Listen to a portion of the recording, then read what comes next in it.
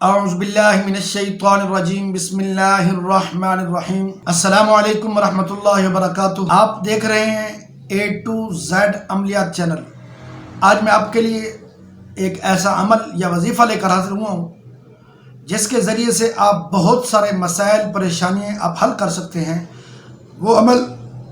سورۃ فاتحہ شریف کا ہے کہ آپ نے سورۃ فاتحہ شریف سے کس کس چیز سے نجات حاصل کر سکتے ہیں، کس کس بیماری سے آپ شفا حاصل کر سکتے ہیں،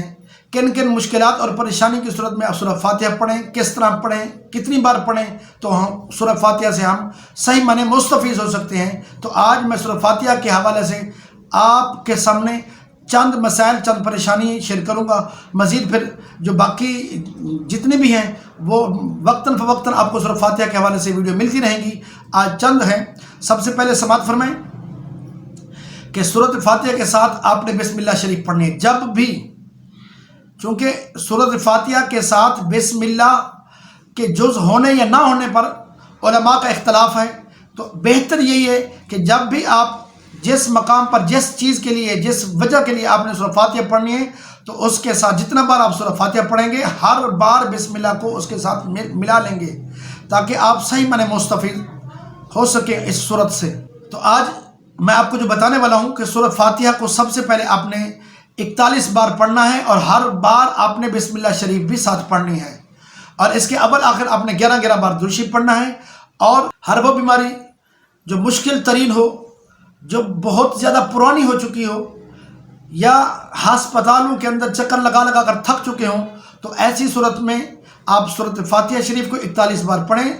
مع بسم اللہ شریف، اور اول آخر 11 بار درود شریف پڑھیں اور پانی پر دم کریں تو اس مریض کو پلا دیں۔ انشاءاللہ یقین مانیے کہ آپ کو وہ شفا آپ کو ملے گی جتنی شفا آپ کو ڈاکٹر نہیں دے سکیں گے، چونکہ ڈاکٹروں کے پاس جیسے جانا ایک ذریعہ ہے، شفا رب دیتا ہے، اسی طرح رب کے کلام کی طرف آنا بھی رب تعالیٰ کی بارگاہ میں آنا ہے، اس سے شفا حاصل کرنا کے مترادف ہے۔ تو جس یقین کے ساتھ آپ پڑھیں گے تو اسی یقین کے ساتھ اللہ تعالیٰ آپ کو شفا عطا فرمائے گا۔ اسی طرح آپ کوئی حاجت ہے، کوئی کسی سے کوئی چیز چاہتے ہیں وہ نہیں مل رہی، اسی طرح کوئی بھی مسئلہ ہے تو آپ 41 ہی مرتبہ سورہ فاتحہ پڑھیں گے، بسم اللہ کے ساتھ پڑھیں گے، اول آخر 11 بار درود شریف پڑھیں گے، اور نیت وہی رکھیں گے کہ اے مولا کریم، میں جو سورۃ فاتحہ پڑھ رہا ہوں اس سورت کے صدقے سے اے مولا کریم میری یہ حاجت، میری یہ مشکل، میری یہ پریشانی آسان فرما۔ اللہ تعالیٰ مہربانی فرمائے گا، فضل فرمائے گا۔ اسی طرح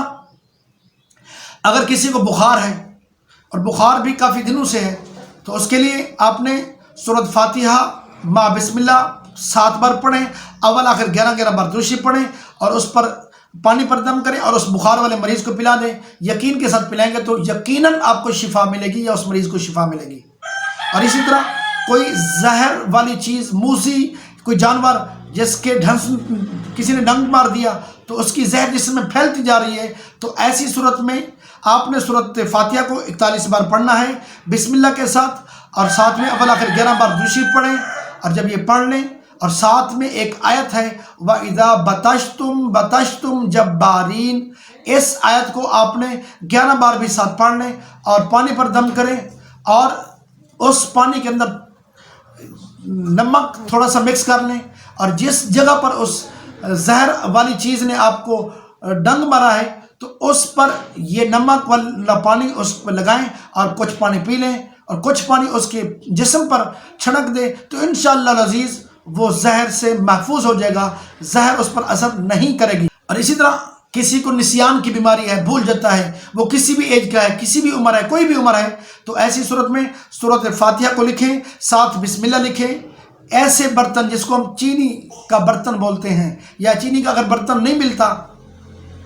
سچی چینی کا برتن اگر نہیں ملتا تو پھر کوئی بھی ایسا برتن لے لیں جس کے اندر پانی آپ ڈالیں تو وہ فوراً جو سیاہی ہو وہ سیاہی جمع ہو جائے اور پانی کے اندر مکس ہو جائے، تو پھر اس نسیان والے بندے کو آپ یہ پانی پلا دیں، انشاءاللہ العزیز نسیان کا بھی ختم ہو جائے گا۔ امید کرتا ہوں کہ آج کا میرا یہ بتایا ہوا وظیفہ یا عمل آپ کو پسند آیا ہوگا جو سورۃ فاتحہ کے حوالے سے میں نے آپ کو بتایا ہے، اور اس کو آگے شیئر کریں، چینل کو سبسکرائب کریں۔ اگر میرے کسی بھائی، میری کسی بہن نے کوئی وظیفہ، کوئی عمل، کوئی دعا پوچھنی ہے تو وہ کمنٹس میں پوچھ سکتے ہیں. اگر کمنٹس میں پوچھنا مناسب نہیں سمجھتے تو پھر جو آپ کو واٹس ایپ نمبر نظر آ رہا ہے اس پر رابطہ کریں. انشاءاللہ العزیز آپ مکمل رازداری کے ساتھ رابطہ کریں گے اور یقیناً آپ کو مکمل رازداری کے ساتھ اس کا جواب دیا جائے گا، اور اللہ تعالیٰ